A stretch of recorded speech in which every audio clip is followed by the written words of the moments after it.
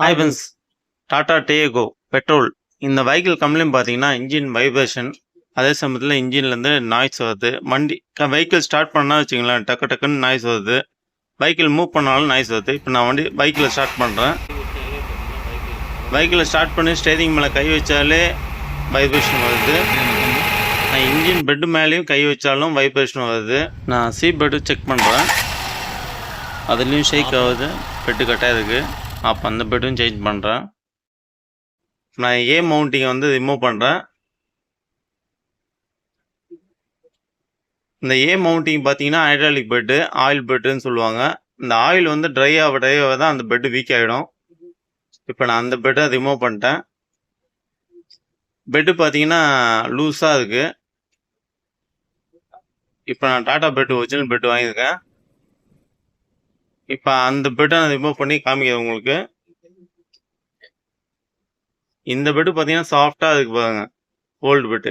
இந்த பெட்டு பார்த்தீங்கன்னா நல்லா ஆடாக இருக்குது. இப்போ இந்த பெட்டை நான் ஃபிட் பண்ணுறேன். இந்த பெட்டு ஃபிட் பண்ணாலே நாய்ஸ் ஃபுல்லாக ஸ்டாப் ஆகிடும். ஆனால் இருந்தாலும் ப்ரொசீஜர் அது கிடையாது. ஏபிசி 3 பெட்டும் நான் சேஞ்ச் பண்ணணும். இப்போ நான் பி பெட்டையும் ரிமூவ் பண்ணுறேன். பி பெட்டை ரிமூவ் பண்ணோன்னா பேட்டரி பாக்ஸ்லாம் ரிமூவ் பண்ணால் தான் பி பெட்டை ரிமூவ் பண்ண முடியும். இப்போ நான் பி பெட்டை ரிமூவ் பண்ணுறேன். நான் பி பெட்டை டாடா ஒரிஜினல் வாங்கிட்டேன்.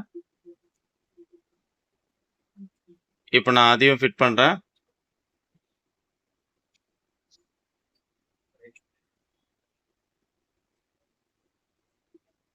பி பெட்டு ஃபிட் பண்ணிட்டேன் எல்லாமே.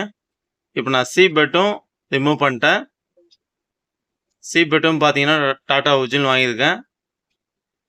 இப்போ நான் அதுவும் ஓப்பன் பண்ணி காமிக்கிறேன். இப்போ அந்த பெட்டையும் ஃபிட் பண்ணுறேன்.